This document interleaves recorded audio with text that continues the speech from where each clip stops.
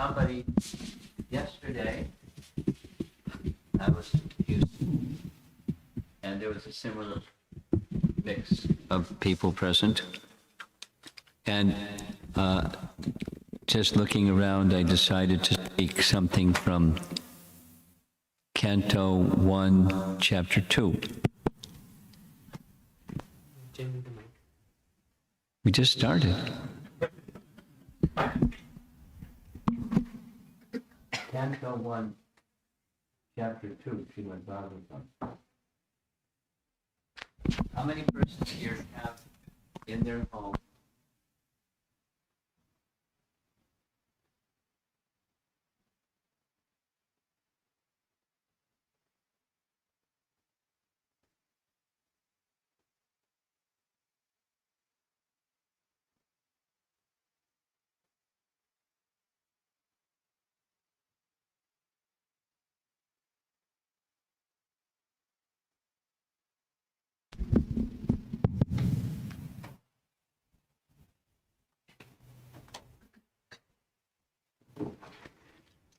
Canto 1, Chapter 2, that's towards the beginning of the Srimad Bhagavatam, is the first set of the answers. Okay, here comes another ritual. Krishna Krishna. Thank you very much. Haribol.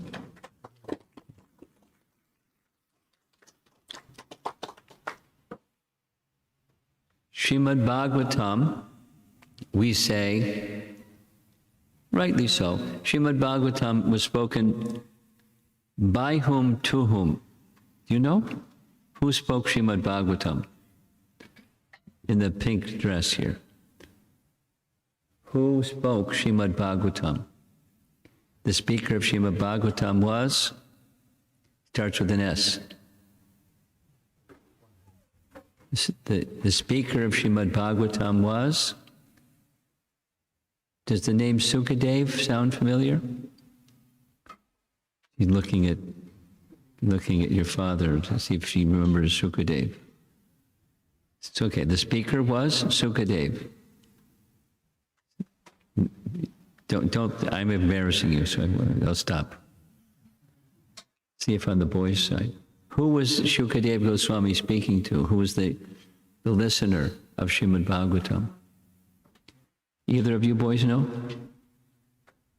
Okay. He was a king. Starts with a P. Parikshit. Parikshit means, those of you that have been, allow me to keep the children engaged, at least to the beginning, so it'll help them stay attentive through at least the first half of what we're doing. Maharaj Parikshit was given the name Parikshit because the name means examiner. Why was he called the examiner? He was called the examiner because he was saved by Krishna. His life was saved while he was still within the womb of his mother because a really bad person named Ashvatthama tried to kill him while he was still in the womb. Ashvatthama was the son of a Brahmana. Ashvatthama's father was a very learned Brahmana and a great personality. Dronacharya, Brahmana, Acharya. So Ashvatthama wanted to kill all the descendants of the Kuru dynasty. He was a Brahmana. So he knew how to release a Brahmastra weapon. Astra means weapon, and Brahmastra means it's like a invincible weapon. He released that Brahmastra. It's done by mantra. Today it's done by other methods. not by subtle methods. So subtle mantra released this Brahmastra, and it goes right to the target and destroys the target. And the target, in this case, was Parikshit. He was within the womb of his mother, and he wanted to kill, he was not just an abortion, he wanted to kill him. So the mother, her name was Uttara, Uttara called out to Krishna, Krishna, Krishna, please protect the child within my womb. She wasn't asking for her life. She was asking for protection from the child within her womb. So what did Krishna do? He came. And he counteracted the Brahmastra. It was really hot. It was like an atomic bomb. Prabhupada says it's like a nuclear bomb, not atomic. Nuclear bomb. Heat weapon. Krishna repelled the heat weapon. Maharaj Parikshit saw, while still within the womb, he saw the form of Krishna. The weapon was stopped, Krishna disappeared. Maharaj Parikshit had the impression in his mind of Krishna. So for his whole life, he was looking, where is that Krishna? Is Krishna over here? Is Krishna over there? He was searching for Krishna. And therefore he was given the name at his birth, Parikshit, because he was always searching, examining, where is Krishna? Where is Krishna? Parikshit. He was the one who received the Srimad Bhagavatam.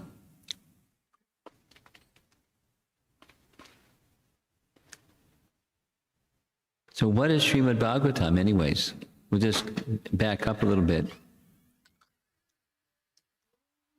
You ready for getting some quiz questions? Yeah, you. I'm picking on little kids. You're next too, by the way. You're not as little, but it's fun. What is Srimad Bhagavatam? And can you say what it is? Like, short little summary of what is Srimad Bhagavatam? It's about Krishna. Okay. Scripture about Krishna. Let's expand it a little bit. When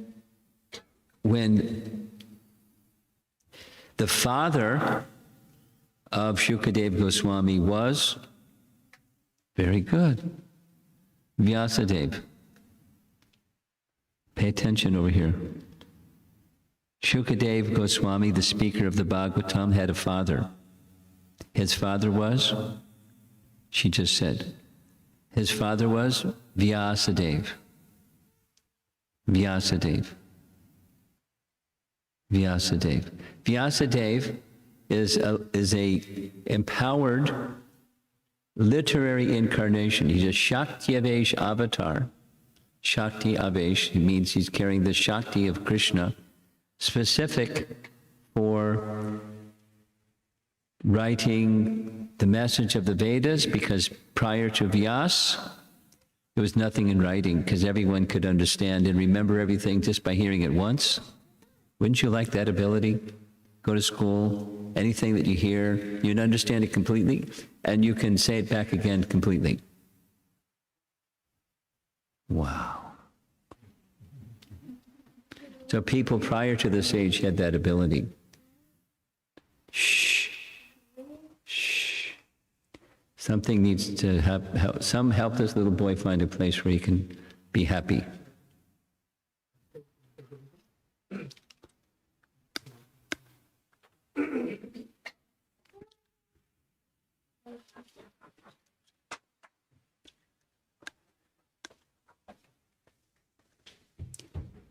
So Vyasa, one of the features, because you knew about Vyasa, one of the features of Vyasadeva is he could see past, present, and future perfectly. We can't even see present perfectly. He could see present perfectly, and past perfectly, and future perfectly. Didn't have a crystal ball. He could just see it. He looked into the future. And what he saw was, yikes, Kali Yuga's coming. Because around that time, Krishna was soon to depart. And he knew what that meant. The change of yugas, the dark age of Kali. And he described the symptoms of the age of Kali before it happened, because the ages of mankind are cyclical, and the dark age is it's Kali Yuga. So he wanted to do something. So being a literary person, what he decided to do was take all of that Vedas that was in sound and put it in writing, because he knew one of the difficulties for people of this age is they can't remember. Like the previous age, they could perfectly remember. In this age, they can't remember so well. Prabhupada taught us, if you want to remember something, write it down. It's a good adage. You want to remember something, write it down. Doesn't guarantee you're going to remember it, but if you write it down, it's more likely you remember it if you don't. Write it down. So he wrote down the Vedas. Not only he wrote the Vedas, but he divided the one Veda into 4 divisions. And it's interesting. When he divided the Vedas into 4, there were some remaining verses. Just like, if you divide 4 into 30, how many times does 4 go into 30? 4 into 30? 7. And there's a remainder, right? Plus 2. So there, when he divided the Vedas into 4, there was some remainder. And what did he do with the remainder? He took the remainder and converted the Sanskrit into a more convenient type of Sanskrit for the people of this age called Laukika. Laukika means worldly. There's Alaukika, that's what the 4 Vedas are written in, or composed in. And so he took those remaining verses from the one Veda, this is described within the Vedas themselves, and he wrote the histories that would illuminate or illustrate the teachings of the 4 Vedas. And they're called Smritis. The Shrutis are the 4, and the Smritis explain the 4. Smriti. Shruti is a common girl's name. Smriti is not so common. Smritis. And so amongst the Smritis, there are 2 categories. There's Puranas and Itihasas. Puranas are histories. It's in the course of narrating history, the teachings of the 4 Vedas are illumined or brought out, or it looks like this, and that one looks like that. And it explains the Vedas through history. It's the actual history.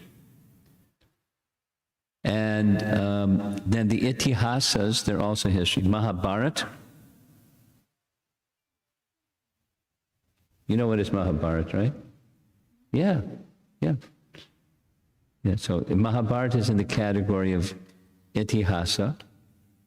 And then there's principal Puranas, 18 principal Puranas. What's 18 divided by 3? 6. So there's 6 and 6 and 6 makes 18.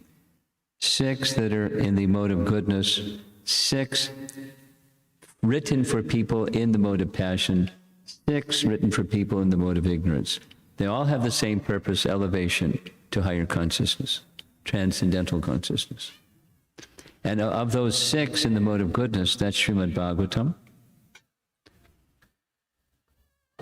It's free from the modes because some of you, many of you, I'm sure, like reading Bhagavad Gita.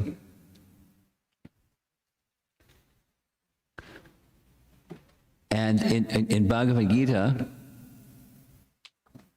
there's three modes of nature. The three modes of nature are goodness, passion, ignorance, right? According to Bhagavad Gita, whatever mode is prevalent, there's a mixture of the other two modes mixed in. So let's say there's a mode of goodness, but there's a mixture. It's not pure goodness, it's goodness plus some mix of passion, some mix of ignorance. So let's say a mode of goodness person. They're good people. However, sometimes they may become angry. Anger is a sign of ignorance. So there may be a spike in ignorance, and then it'll subside again and become goodness again. Or maybe passion. Maybe they become lusty or greedy. So that may spike, and then that will subside again and becomes goodness. So like that, the Puranas, the other 5 of the 6 Puranas in the mode of goodness, there's some taint of other modes, but Srimad Bhagavatam, because I'm doing all this because I asked the question, what can you say what Srimad Bhagavatam is? So it's one of the Puranas, it's a history that's giving teachings about Krishna, but the other Puranas, they also give teachings about Krishna, but it's not just focused on Krishna, and there's a mix of the other modes, so there's some encouragement for this, some encouragement for that, etc. Srimad Bhagavatam from beginning to end, it's pure goodness. Amala Purana, spotless Purana. Mala means contamination, and Amala means no contamination, no taint, no tinge of the other modes of nature. Shuddha sattva, not just sattva, Shuddha. So the person speaking Srimad Bhagavatam, we say, is Shukadeva Goswami. He learned it from his father. Remember who his father is? Vyasadeva, very good. You have a good memory. Vyasadeva. However, when Srimad Bhagavatam begins, Canto 1, Chapter 1, Shukadeva Goswami hasn't even appeared on the scene yet. The first canto, in fact, that's the first canto. It's not a skinny book. It's spoken by somebody other than Shukadeva. It's spoken by Sutta.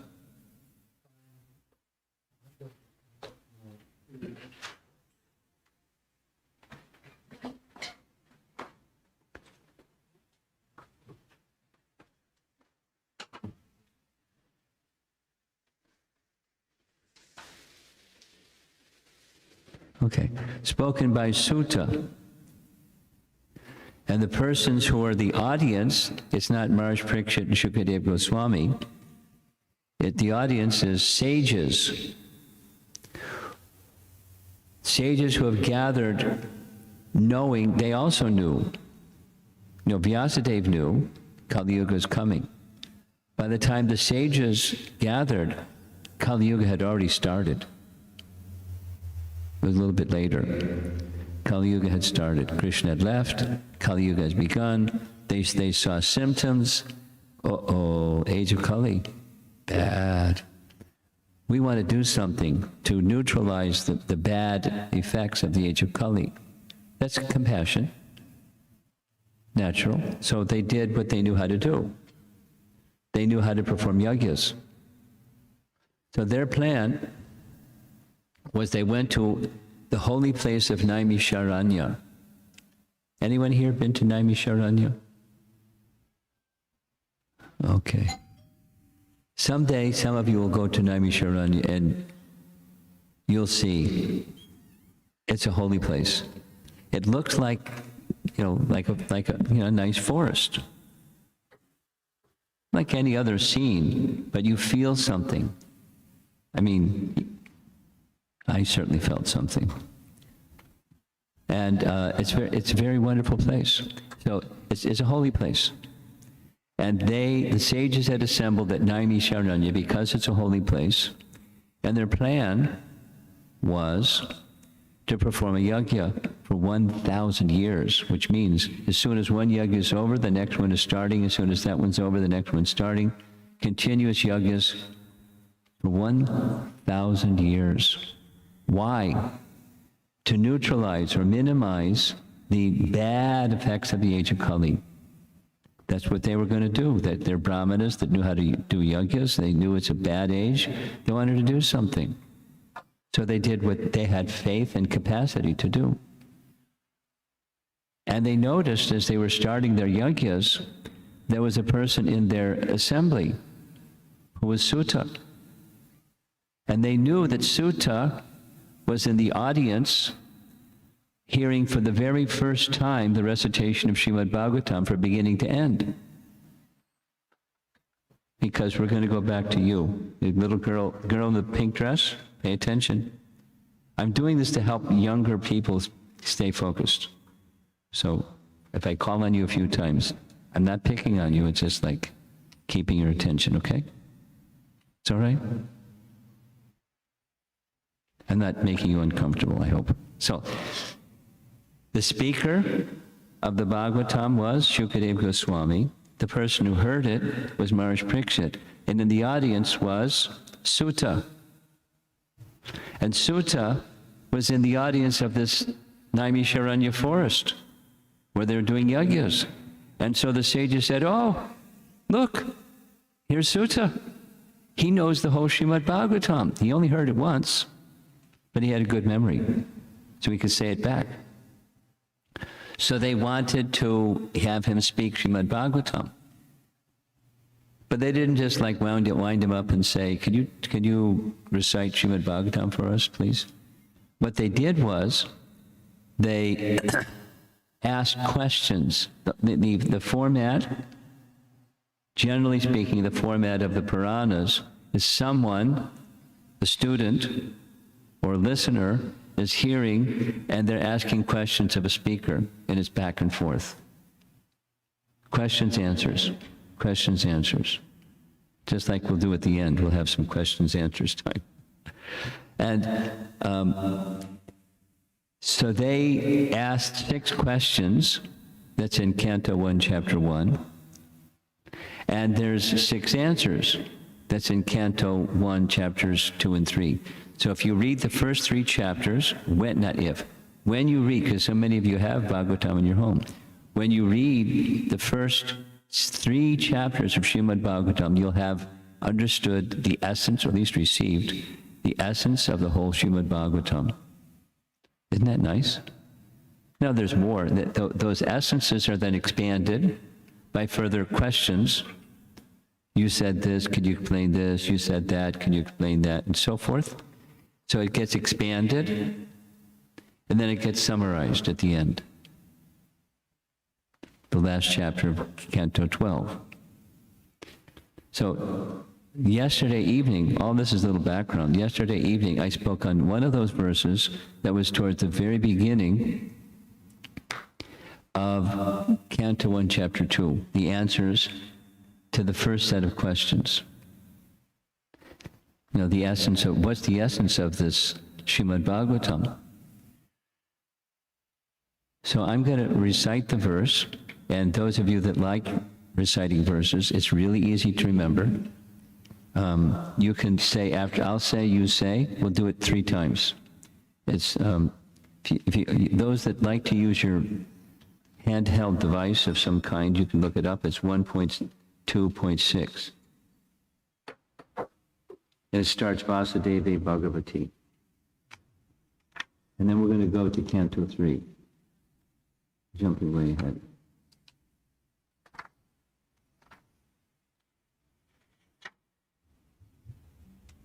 Oops.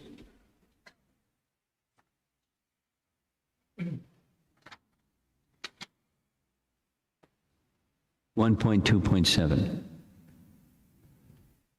For those of you who don't know, there's a online digital version of all the Prabhupada's books. It's called Vedabase. And if as long as you have some internet connection or your telephone connection, you can look up anything wherever you are. So 1.2.7. Here's the verse I'll say, and I'll say it slowly 3 times, and you repeat. Vasudeve Bhagavati Bhakti Yoga Prayojataha Janayati Ashu Vairagyam Jnanam Cha Yadahaitukam. You're a good groove. I'm impressed. Let's hear from the ladies' side. The men's voice is real strong. Let's hear from the ladies' side. No competition or anything. Vasudeve Bhagavati Bhakti Yoga Prayojataha Janayati Ashu Vairagyam Jnanam Cha Yadahaitukam. Okay, I think you got it. Maybe I'll just, if you can respond from your memory, let's see if we can do it that way without looking. Vasudeve Bhagavati Bhakti Yoga Prayojataha Janayati Ashu Vairagyam Jnanam Cha Yad Ahaitukam. So, hetu means cause, and hetu means with no cause, or causelessly. Causelessly, knowledge and detachment arise. Jnanam, cha, knowledge, vairagyam and jnanam arise naturally, spontaneously, or as a byproduct of devotional service. Bhakti yoga unto whom? Unto Vasudeva. Who's Vasudeva? Krishna. Right? The Bhagavatam is a book about Krishna. So Vasudeva.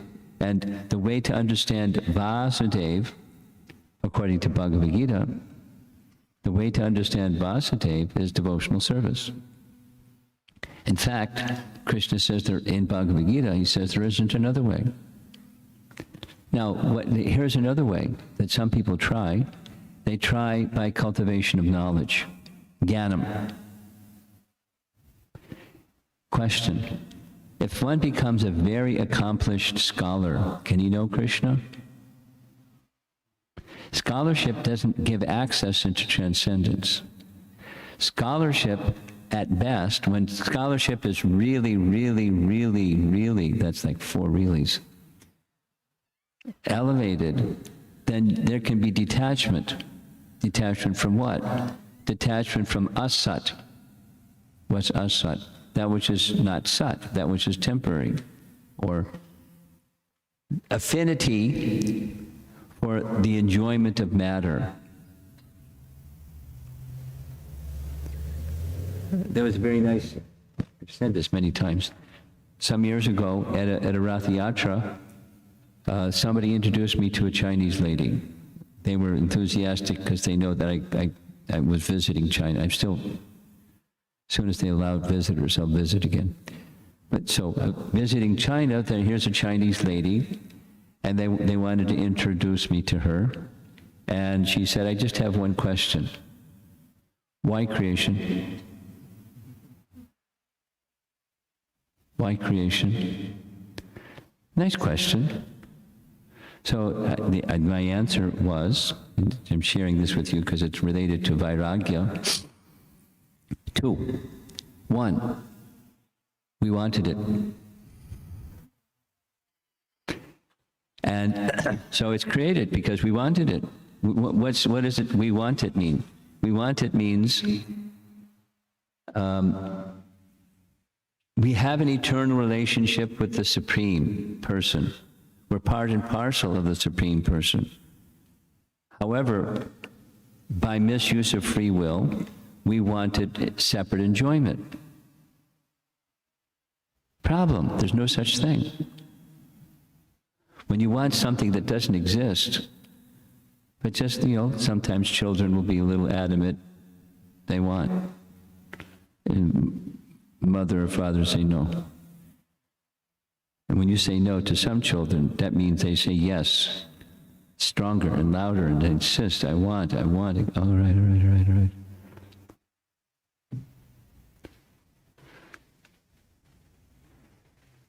So sometimes, a clever parent, they'll show a mirror. And in the mirror, there's a reflection of the thing they want. But there's no substance there. You follow? So there's no substance of enjoyment here. There's no such thing as separate enjoyment. Real enjoyment is being in connection with the absolute supreme enjoyable personality in a loving exchange. That's what happiness is. But when we want separate enjoyment, it doesn't exist. So then the world is created for people who want separate enjoyment, although it doesn't exist. It's called Maya. You heard the word Maya before? You know the meaning? Illusion. Good. Ma means not, and ya means this. Or it's not this, but it looks like this. So here's an apple, and here's a mirror, and in the mirror there's a reflection of the apple. There's no substance in that apple reflection, and you turn the mirror a little bit, and the reflection's gone. And then you make a mirror that's not made properly, and it looks a little distorted. So that's what this world is. It's distorted. The appearance of something that's real, but it's not real. There's no not real in the sense that there's no substance. So why creation? We wanted it. We wanted enjoyment separate from the position of real enjoyment, being in a loving relationship. So that's one of the reasons. Then another reason is to rectify that mistake. Just like a prison. A prison is a house of detention. It's also a house of correction. Maybe it doesn't happen, but that's what it's supposed to be. They call it a correctional facility sometimes. It's to keep bad people from hurting other good people. But, and then maybe they'll learn their lesson. So when they're let out, they don't hurt good people, they stop. And sometimes they keep doing it again. They have to go back to prison. So that the material world is like that. A house of correction, a house of detention. The correction is the opportunity to restore what real happiness is instead of happiness that doesn't exist. But the difficulty is we're attached to the idea of being separate enjoyers. It's like deeply ingrained. Ooh. Even when you're trying to be a pious person, the intention to be the enjoyer of even good things is it's about me, not about Krishna.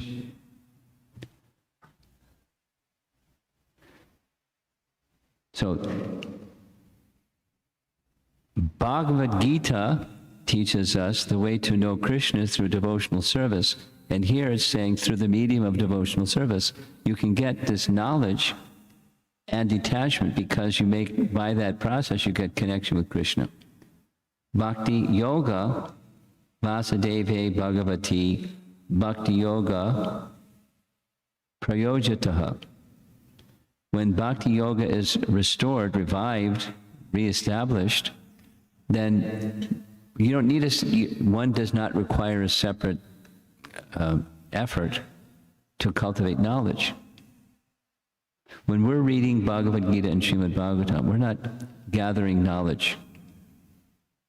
We're nourishing the spirit of Bhagavad Gita and Srimad Bhagavatam is to nourish bhakti. And when bhakti is nourished, knowledge and detachment come. Ahaituki, causelessly.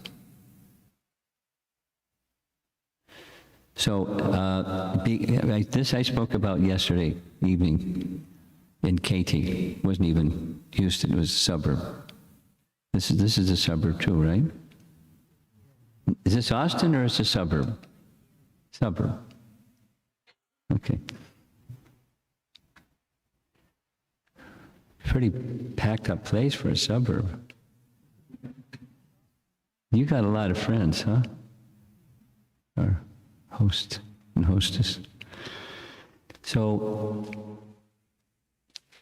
this very almost identical verse appears in Canto 3 of Srimad Bhagavatam. So some of you know, raise your hand if you know. There's one verse in Bhagavad Gita that's repeated twice. Anybody know what that verse is? Just don't say it. Just raise your hand if you know what that verse is. You know the verse? Well, I see one hand. I see two hands. I see 5 hands. Huh? You know about it. Okay. Well, the fact that it comes twice, and it's the only verse that comes twice, says it must be an important verse. That's it. So let's say the verse together. Manmana bhava mad bhakto madhyaji mam namaskuro may vaisi sat parayan. So that the last part is modified slightly, but the first part is the same. Manmana, there's 4 things. Manmana, always think of Krishna. Bhava mad bhakta. Bhava, become mad bhakta, become my devotee. Madhyaji, worship me, and namaskuru, offer your obeisances unto Krishna.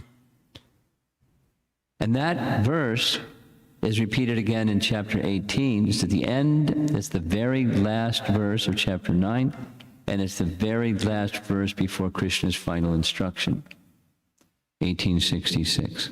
So similarly, there's a verse, it's almost the same except the last 2 words as the verse we just recited from Canto 1, chapter 2. Tells us it's important. Now the verse is spoken by Kapila Dev, and because I'm having fun, and I'm also trying to be a little bit, like give you the bigger picture of the Srimad Bhagavatam while I'm having fun.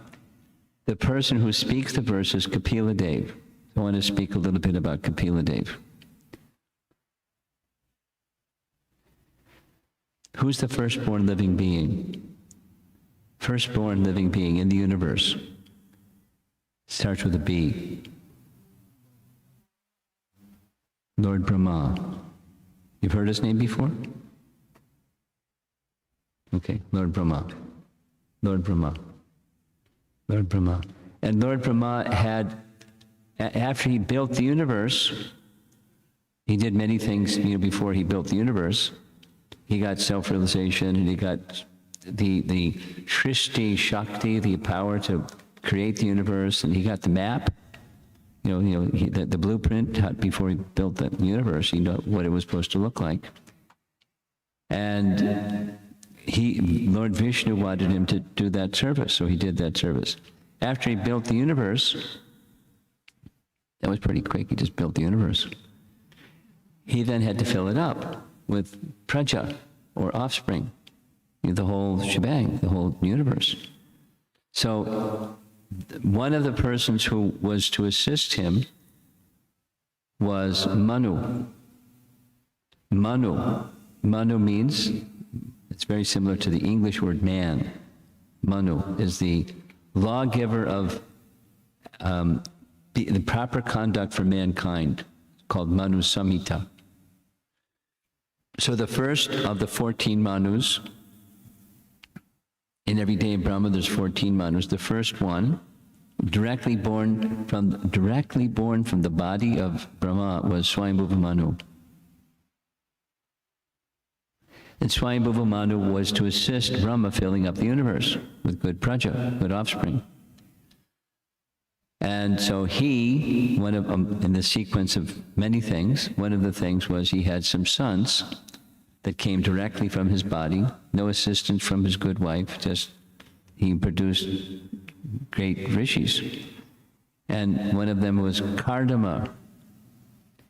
So Kardama Muni was asked by Swayambhuva Manu, please assist me. So he went off to the river Saraswati. He didn't just like roll up his sleeves. He wanted to qualify himself for such an important service. So he went in the first of the 4 yugas is called Satya Yuga, sometimes called Krita Yuga. In Satya Yuga, the means for achieving perfection is dhyayate, meditation. So he went to do meditation by the side of the Saraswati River. And for a long time, he was engaged in meditation, in complete trance, upon the personality of Godhead, Vishnu.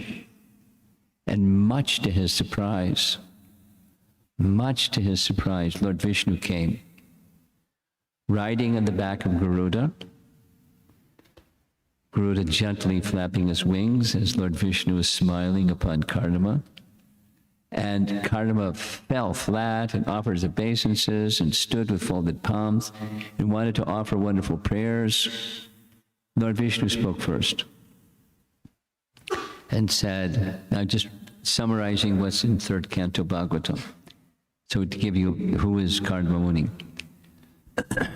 He said, you please me very much by your although he was doing meditation, it was a devotional mood. He wanted to be in service to Vishnu, that kind of meditation. So I know you please me very much by having your mana, your mind fixed on me, Bhagavad Gita, right? Mana. And I also know that you have a desire to serve in a particular way. The desire that you have is you would like me to appear as your son. You would like to have an incarnation of the personality of Godhead appear as your son. So be it. I will appear as your son. Wow. And to have your son, you're going to require a good wife, a qualified wife. You want some good news? In 2 days, your good wife is going to come find you here in the forest. His good wife was Devahuti,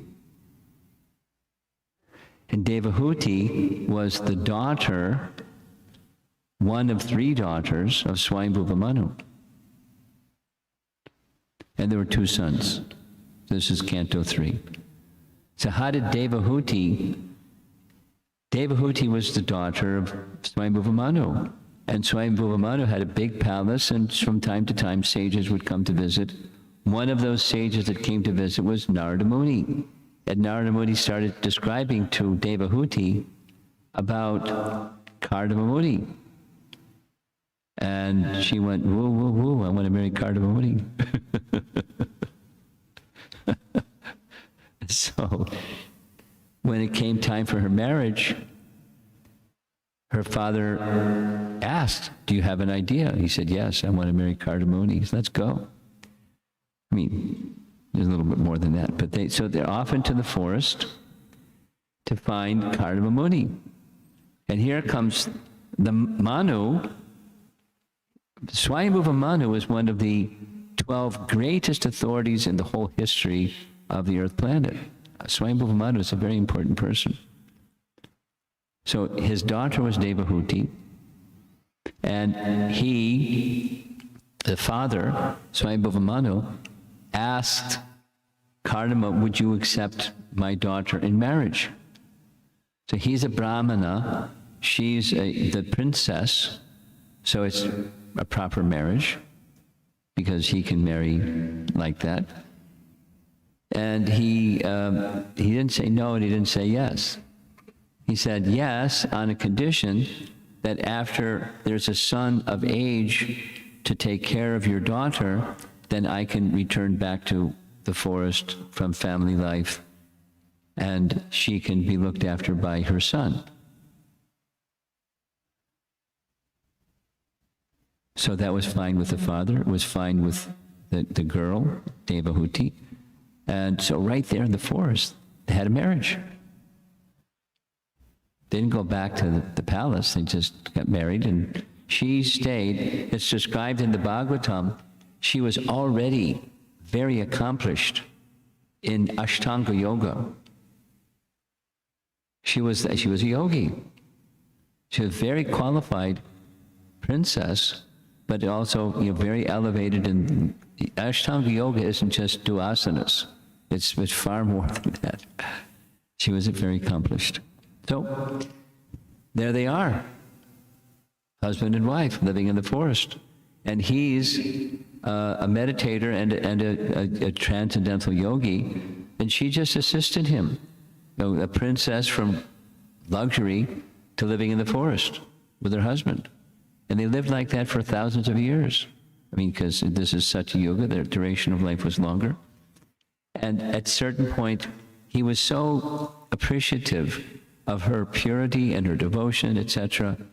And he understood her desire, as was his desire, that she wanted children.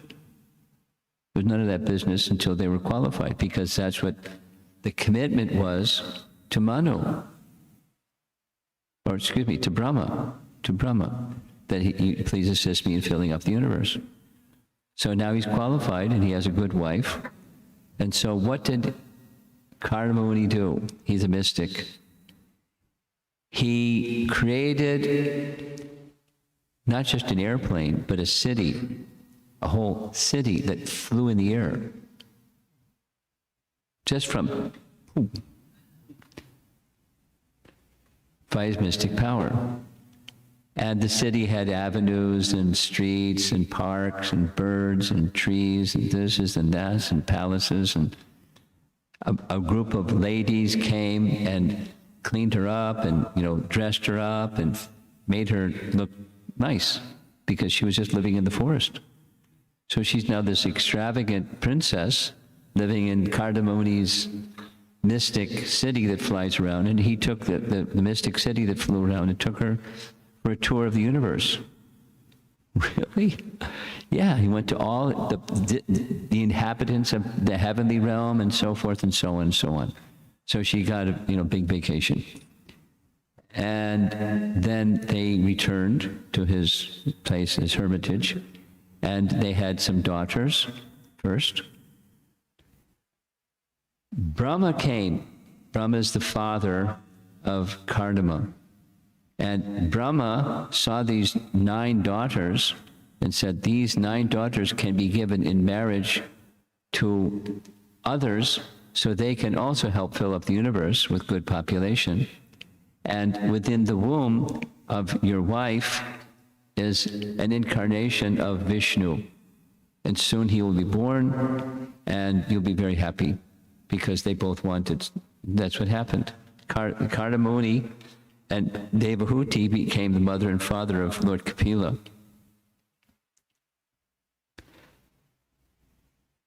And after some time, Kapila grew up. And when Kapila grew up, Kardama wanted to leave, go back to the forest and do his program that he was doing before he was married. And that was the commitment that he had received from her father and her.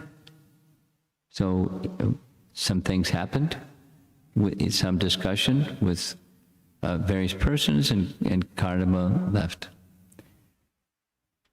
When Kardama left, Devahuti's left in the care of her very qualified son, who was an incarnation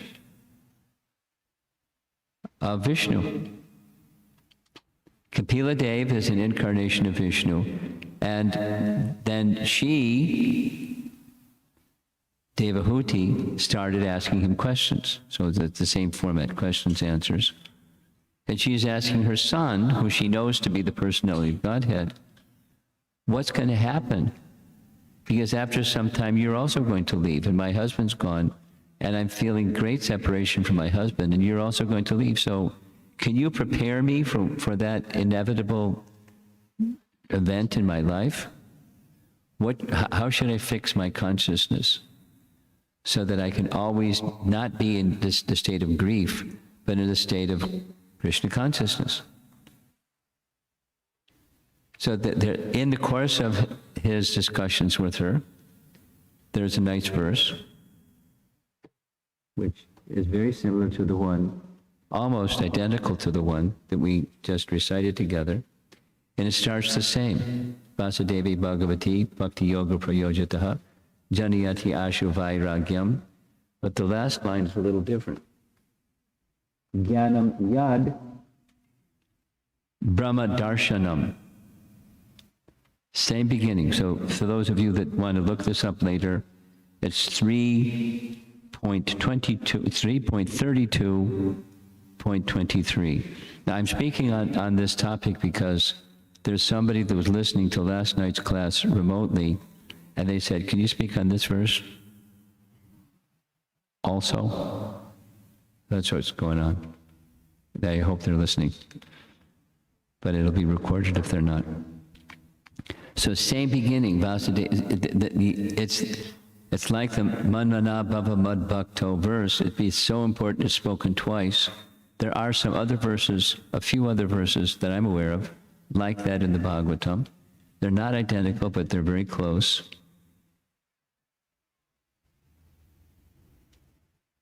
Here's one of them. Here's one other one that's almost identical, but very close. While you're looking up 3:32:23, you found it? Okay. When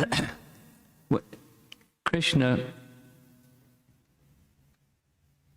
was born in the prison in Mathura on Janmashtami,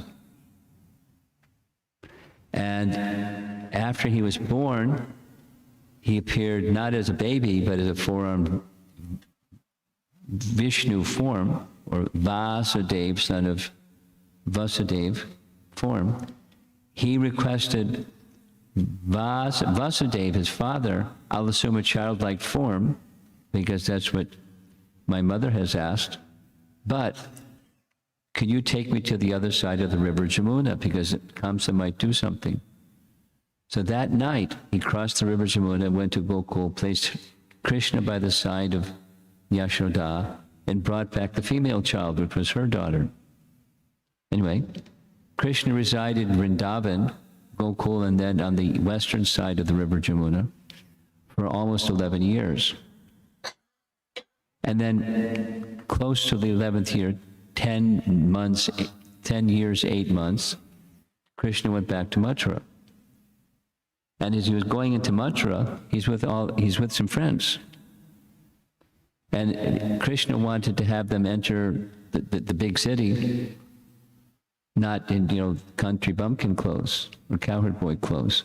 So he approached a washerman who was carrying a bundle of clothing and spoke a particular verse to the washerman, saying, it would be very kind of you if you could supply some garments so that my cowherd boyfriends can be dressed properly to enter into Mathura. It's something to that effect. And the washerman was insulted. So what did he do? He insulted Krishna, insulted the cowherd boys. Krishna didn't like that so much, and so he separated the washerman's head from the rest of his body with just the tips of his fingers. It wasn't a judo chop, he just and then distributed the garments to the cowherd boys and himself and Balaram. Then later, almost the very same words, he spoke to a weaver, almost the same Sanskrit. And the weaver was like, I've just been waiting for this opportunity to serve you, and here's the best of what I have. It may be not so sufficient for you, you're such a great personality. So when something is repeated, it indicates there's some importance to it. And there's some places like that in the Bhagavatam. When you start to read Bhagavatam more, I hope many of you will start to read it more and more and more, as I have done, and it's something starts to happen inside. Let me just share on a personal note. Something that happens on the inside is how you experience life changes. It's the medicine that's taken through the ear. Pravishtakarna randrena swanam bhava saroruham. It's medicine that's taken through the ear, and it cures the disease of the age of Kali. So the age of Kali is still going on around you, but how you experience life changes because the inside changes. Try it. It's good medicine. And the innate happiness that's of the soul that we have forgotten because we've been chasing after happiness out there somewhere, when you experience that happiness on the soul platform or at the heart platform, then the world around you is going on, but your experience of the world around you changes. And you can then become an agent or an instrument to bring about change in the world around you, at least on the heart level of persons who are similarly inclined to make a connection with Krishna again, just like we're doing this evening.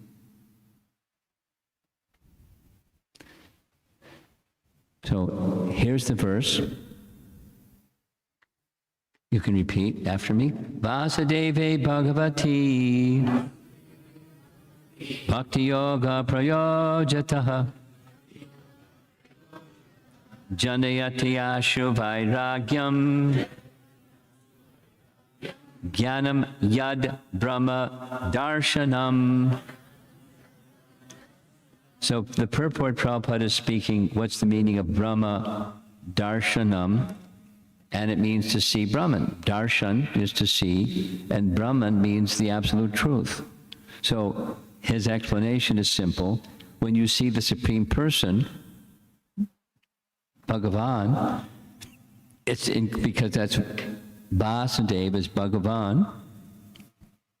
When you see Bhagavan, included, a subset of seeing Bhagavan is Brahma Darshanam, seeing that which is of transcendence, or that which is Sat.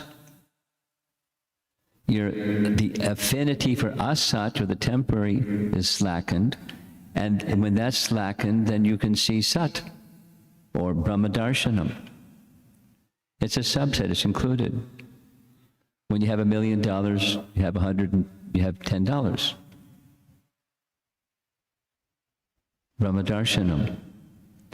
So it's a nice purport. When you have the time, you can read it, because I've spent most of my time just trying to give, the picture of how the Bhagavatam fits into the big picture of the Vedas and Vyasadeva's gift to people of this age of Kali, that's us, to give us mitigation from the darkness of this age of Kali. It gives us light. In fact, that's one of the answers to the 6 questions found in the first 3 chapters of Srimad Bhagavatam. I like Srimad Bhagavatam.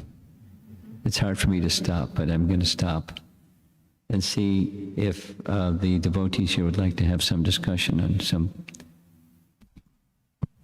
topic, whatever you'd like. We have a portable microphone. All you have to do is raise your hand, and somehow the microphone's going to come. Go ahead. You got it. On one of your YouTube presentations, you mentioned that the Bhagavad Gita was the undergraduate study. Yes. And you said that the Bhagavatam is the graduate school. Could you elaborate? Why did you say that? Sure.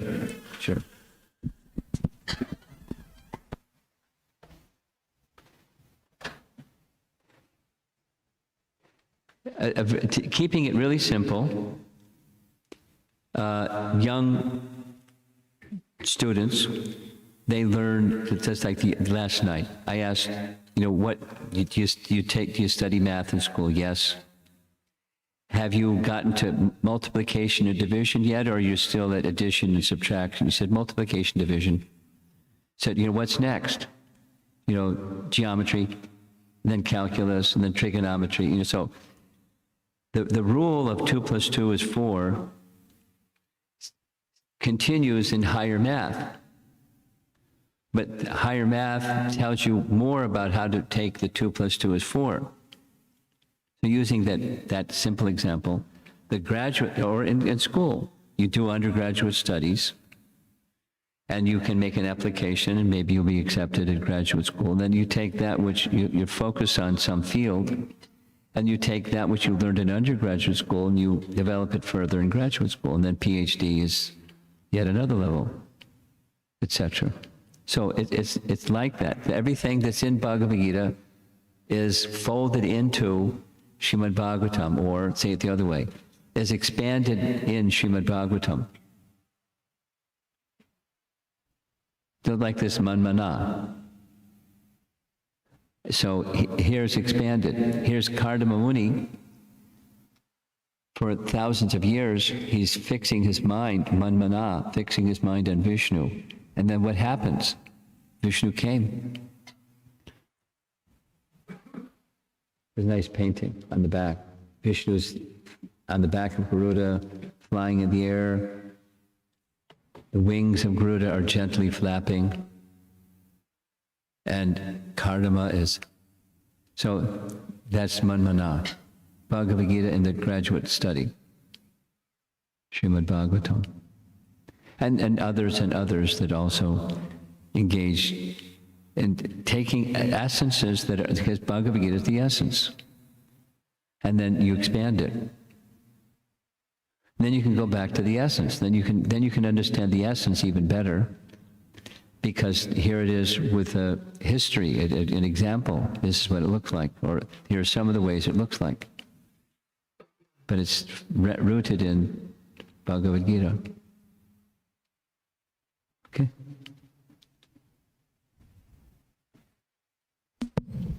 There's a question in WhatsApp group. So you said the knowledge and the vairagya comes costlessly, but there is a bhakti is there, so how come it's costless? That's the question. Okay.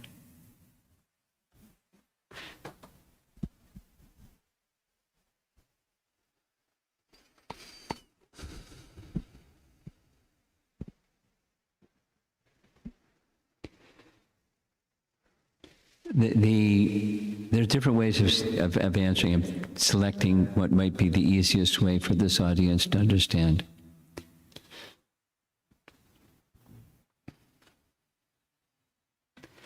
Let's take a mango.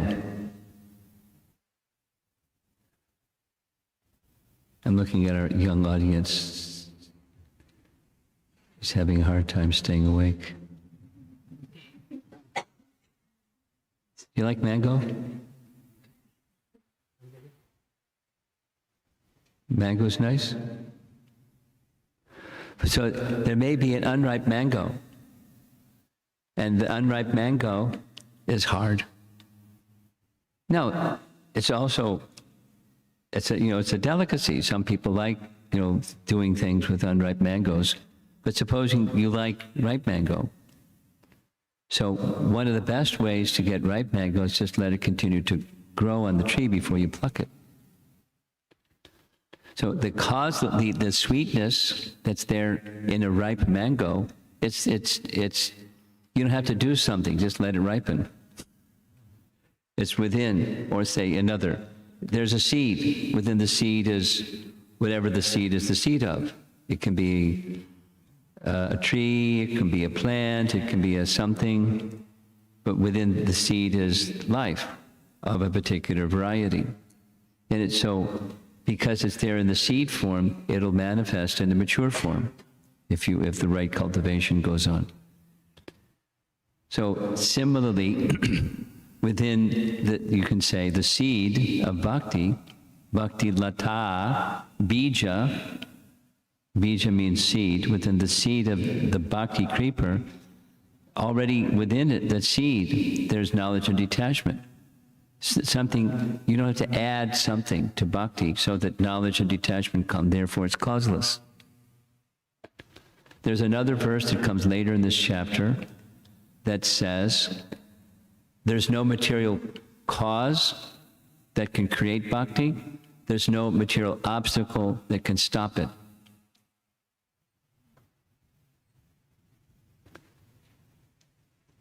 Ahaituki pratyataye atmasu prasidati. Similar, same word, ahaituki. There's nothing material that can start bhakti, there's nothing material that can stop bhakti. And causelessly, within the seed of bhakti, is knowledge and detachment. Just grow it. It comes out. There's no separate ingredient you have to add to bhakti, and then it comes knowledge and detachment. It's already there.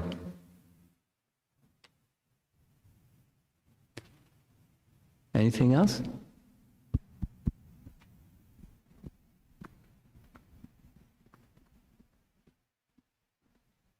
Yes. Over here.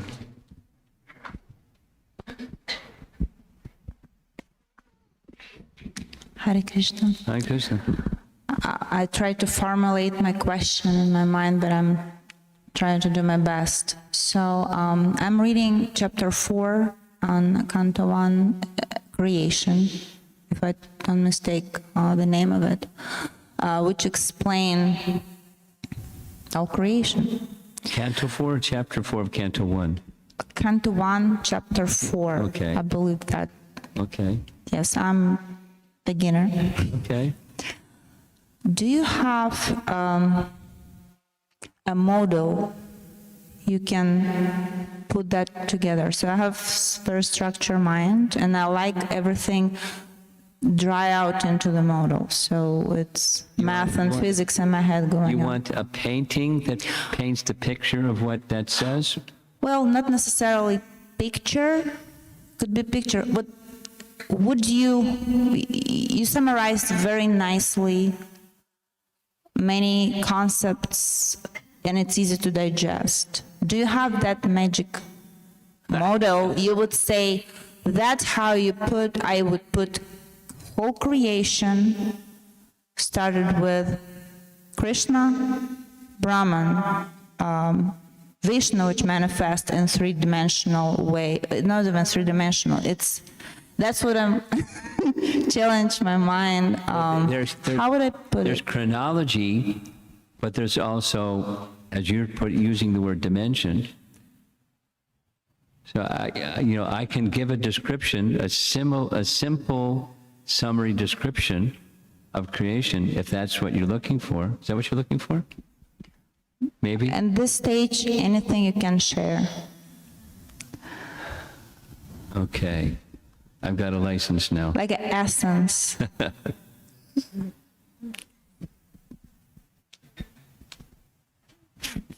I'll give a summary, but I'll invite you, as you go on reading, however you like to do that, with the group or on your own or a combination or something. It takes a while to grasp it because it's new. But that it's fun because it's new, and it's like you're learning, and that's nice. And you'll find as you're reading, there's no end to learning. I found that. So there's always more. There's always more. So let's go back to one of the essential ingredients of creation is time. Time is an energy of Krishna, and time brings things into being, time sustains things for some time, and time withdraws things. And then it's unmanifest. So during the unmanifest part of it, and then again creation. So during the period of non-manifest, creation is withdrawn. And during that time, it's the living, this sum total of all living entities, there's a nice Sanskrit word, samasti, all living entities are within the body of Mahavishnu. And what's he doing? He's enjoying pastimes with his internal potency within Mahavishnu. So here's a hint. When you see paintings of Mahavishnu, you won't see the goddess of fortune because she's within. He, Mahavishnu, is enjoying eternal pastimes with her within. It's called Yoga Nidra. Nidra means sleep. If he's not sleeping like we sleep. He's a transcendental slumber, and he's enjoying pastimes with Rama Devi within. Doesn't detail what are those pastimes. That's what's going on. So, as far as the spiritual realm, time is eternal. There's no past, present, future. It's nitya, eternal. However, because there's the other kind of time, the past, present, and future kind, there's two events that happen that precipitate creation from that resting place. Unmanifest to manifest, there's two events. One, Mahavishnu considers the living entities that are within him, he wants them to be happy. That's all. Because in that deep sleep state, it's like anesthesia. You're not aware of anything. Time doesn't seem to be nothing. I don't know if you know anybody that's had it, or if you've had anesthesia. When you wake up, there's no sense that time has passed. So it's that kind of time is in abeyance when the living entities are in his. So he wants them to be happy. They're not. He just has that desire that the living entity, all living entities should be happy. Good news, Rama Devi, who's his internal potency, she recognizes that. She wants to facilitate his desire. That's what she does. And as he's having that desire, there's a second desire. And off in a distance, he sees a reflection of her, Rama Devi. The reflection in Sanskrit is Chaya Devi. It means reflection. So that reflection potency is over there, and he understands she wants some service. I'd like to give her some service because she wants some service. He doesn't do anything. Rama Devi recognizes. He wants to give her some service. He wants the living entities to become happy.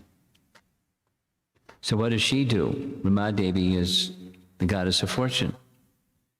As he, Mahavishnu, is glancing, you can see paintings of this. By his glance, Rama Devi entrusts two things: the sum total of all living entities to that glance, and the time energy, but not the eternal. It's the past, present, future kind. It's a subpotency of hers. She entrusts time, energy, and the living entities to the glance.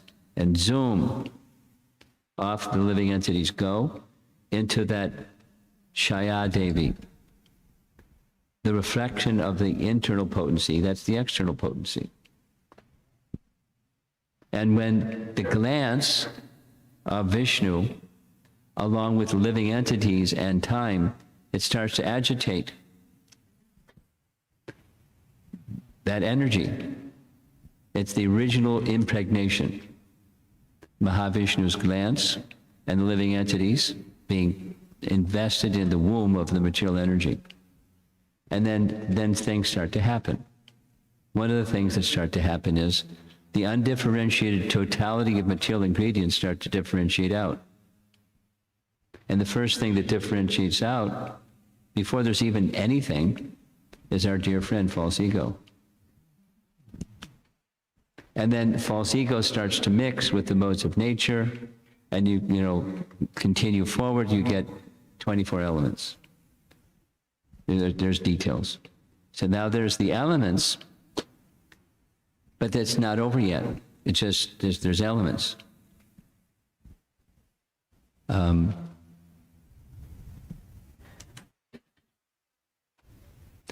Mahavishnu expands in himself in the form of a transcendental breathing, and from his breath, from his breathing, from the pores of his transcendental body come golden seeds of a universe.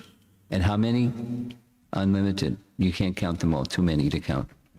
And those golden seeds, there's a Sanskrit term for this, they enter into that material energy, and the elements start to cling, conglomerate, they congeal, they cling to those universes, and the universes start to expand as the elements are clinging to the universe that's expanding.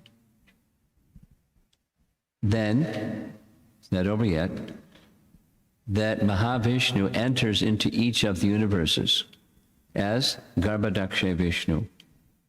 He reclines within each of the universes, covering half of the universe, and the other half is space or air. Space, not air, it's just space.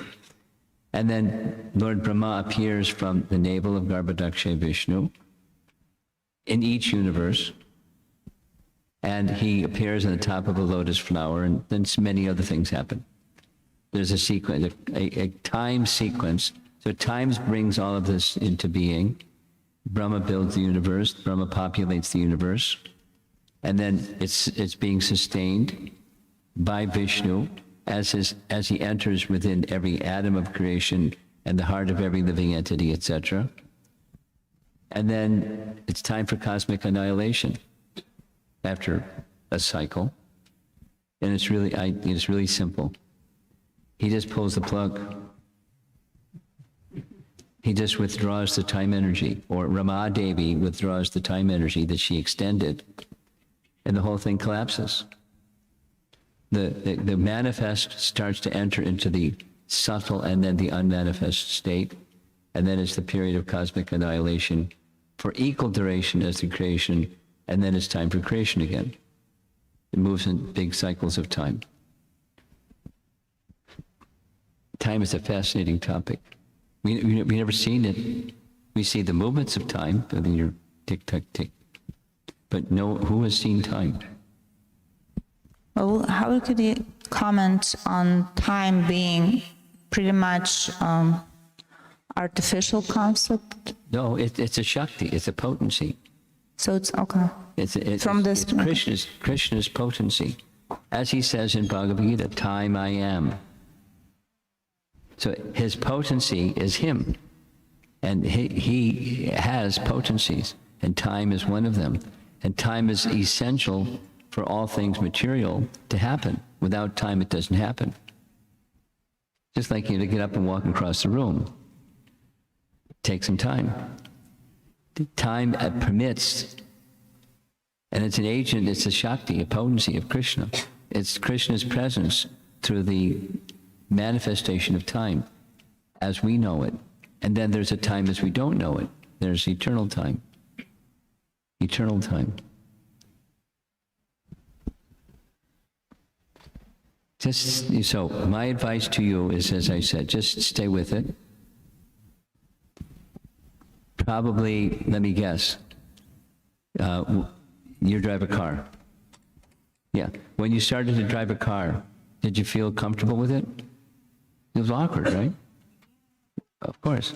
So beginning studying Bhagavatam is a little bit like that. It's like, what? And you do it, and you do it, and you do it, and it becomes second nature. It's nice. It's not like, first you learn addition, subtraction, then multiplication. It's not like that. It's not the ascending. It's the descending. That is to say, you feel closer to Krishna as you keep hearing that sound vibration. And then light, there's more light, and you can see things you couldn't see before, and like this is a really great adventure, and it just keeps going and going. And there's no end to it. It's one of the nicest things about spiritual understanding. There's no end to it. because there's no end to it. Yeah, yes, yeah. I was thinking about that as we were writing. The GPS was telling us how to get here. And as we were getting closer, it showed not only that, but like, look, there's that little red button that shows that that's where the house is. And when we got here, look, everybody was out in the front yard. It's like that. So you just keep going. Know what the destination is. And that's, the destination is not a geographic place like a GPS. The destination is consciousness. And when your consciousness is with Krishna, everything that all happiness is there and all knowledge is there. And detachment from La La Land is also there. Someone has the microphone. Hare Krishna Maharaj. Hare Krishna. My question is, as you explained, Kartama Muni and Swami Manu both are brothers, and then the Brahma is the father. That's right. So how did Kartama Muni marry Devahuti? Somebody, you're from South India? Yes, Maharaj. Okay. I tried on a few occasions to understand from people from South India, when is it auspicious and when is it inauspicious for marriage, where there's blood relation, but this one is auspicious and that one is inauspicious. I couldn't follow it, but you probably know it. So it was one of those auspicious kind. You follow what I'm saying? The answer I'm giving you? No, Maharaj. Okay. There's a couple I know from Chennai. Really nice couple. And one, like this they said we're cousins. It's like, what? And then he started explaining this rule. This is an auspicious kind, as opposed to inauspicious kind.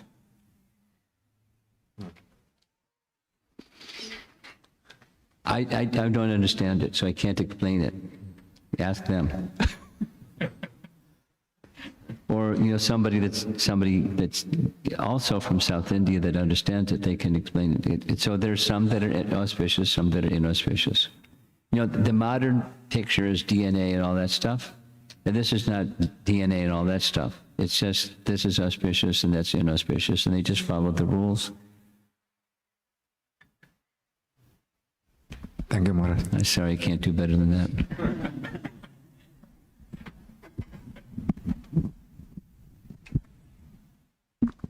Something online? No, Guru Maharaj.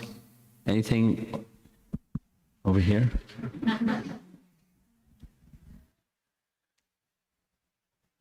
Okay. Okay, we'll end. Srila Prabhupada ki Jai. His Holiness Prabhupada Maharaj ki Jai.